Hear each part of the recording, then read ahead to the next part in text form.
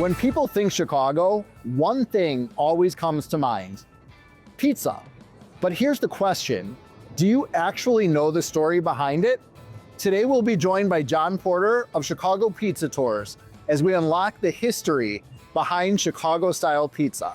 Not just the deep dish that everyone talks about, but the tavern-style crust that Chicagoans actually grew up on. Hey, Justin. John, thanks so much for being here with us today.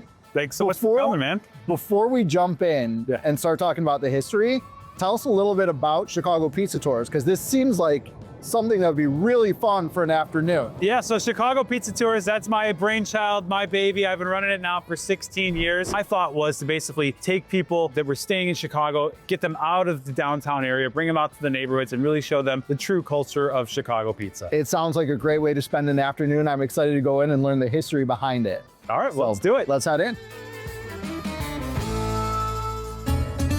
So John, we're in the basement of Pizano's, and there's a lot of history around us. What we all really want to hear is the history behind Chicago-style deep dish pizza. Awesome. Well, I love Pizano's for that reason. It's got that just feel of the history in here and everything. So the deep dish pizza is something that's just synonymous with Chicago. Pizano's is definitely a key player in that. The story really starts back in the 1940s. You got a guy, Rick Ricardo, who buys a building at the corner of Ohio and Wabash, rehabs it, finds out there's an Irish bar going to be going downstairs, so he decides to block that bar by opening up his own pizzeria down there. Okay. Yeah, there's pans that are left over from the previous business. He starts doing really the first version of pizza in the pan. So unfortunately for Rick, he's around until 1954 when he unexpectedly dies of a heart attack, leaving Ike Sewell, who's got his name on the street there, the opportunity to sort of retire, get full control of the restaurant. He originally names it the Pizzeria, but after it starts to gain popularity, they have to open up their second location. So they go a block north of there, they open up Pizzeria Due.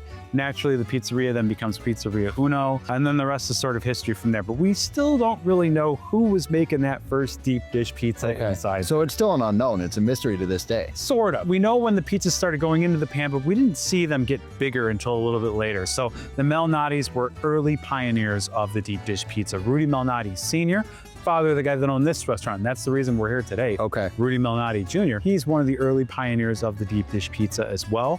That and African-American women from the South, Mississippi more specifically, is really what starts to bring the deep dish pizza into that bigger monstrosity, the icon of Chicago that we're known for. Okay. The first competitor of deep dish comes about in 1966. A couple of cab drivers named Fred Bartoli and Sam Levine, they famously, driving their cabs past those long lines, decide they're going to get into the deep dish pizza business. And they steal away the head chef at the time, Alice Mae Redmond, the African-American woman I was saying from the South. And they go on to start originally Gino's on Rush Street, which would then become Gino's East. So that's why we're at Pizano's right now, the start of deep dish pizza. Yeah. We're essentially following the Malnati's with Rudy Malnati Jr. here at Pizano's, and then we're going to follow the Bartoli's when we get to Bartoli's a little bit later on.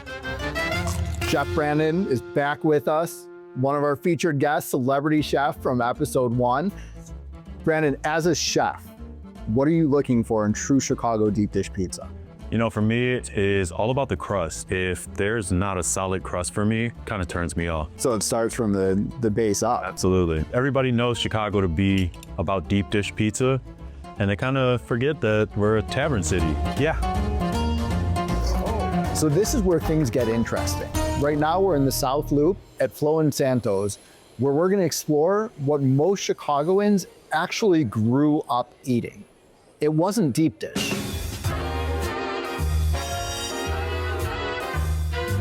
This is tavern-style pizza.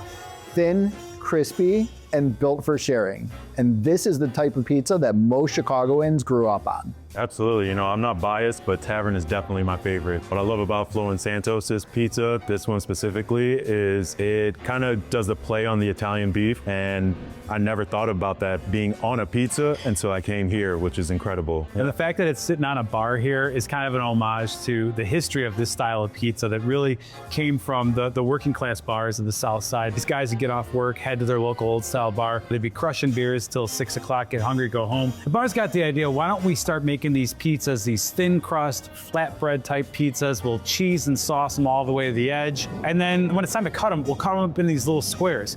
And the reason they would do that is because these were taverns, they weren't restaurants. They didn't have any plates, they didn't have any silverware. You would walk up there with the cocktail napkin that your pint of Old Style came on, grab 2 or 3 squares, sit down, start snacking. They didn't even get the idea to start selling these things till people were like, this is really good. I want to bring one home to my family. You know, do you mind selling me one? They're like, oh, light bulb goes off. Maybe I could sell the beer and the pizza, and an entire business is formed. Well, I could eat this all day, and I could eat a lot of this. So why don't we dig in, guys? I think that was the purpose. That is so good. So here's the thing. Every Chicago spot has their own version of deep dish, and Bartoli's is no different. Same roots, different story. Yeah, absolutely. I mean, this is one of the things, I think the word you used earlier was juxtaposition. You know, when we started out at Pizano's and we had that sort of classic of the Malnati style deep dish, and now we're going over here to Bartoli's. We're in the Westtown neighborhood, and this is the pizza I grew up eating. This is the one I waited in line for. Oh my gosh, I couldn't wait to bring groups to both places and show them, hey, these are both deep dish pizzas, but they taste very, very different. Brandon, from a culinary perspective, what are you seeing here? You know, I think that pizzas like this actually make you feel like you're getting substance. You know, I think that this iconic color, that golden crust, it's very, very popular. And one of my favorite things about pizza is all the sauce. So the fact that they load up the sauce on top of the pizza, iconic for me. Plenty of sauce on this one, and yeah. So I'm excited to dig in. Cheers, And the guys. sausage is so good. I love that they cook the sausage in with the sauce. It all sort of becomes one, seamless together, melts the cheese into it as well. It is a symbol of Chicago.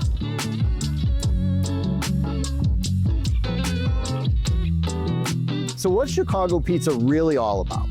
Well, it's not just deep dish. It's a city full of tradition, evolution, and a little bit of debate. With Chicago Pizza Tours, we got to see where it all started.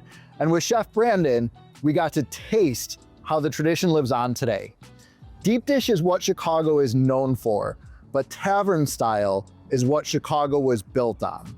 Next, we'll take a detour to an allergy-friendly alternative that's known as the best in the world.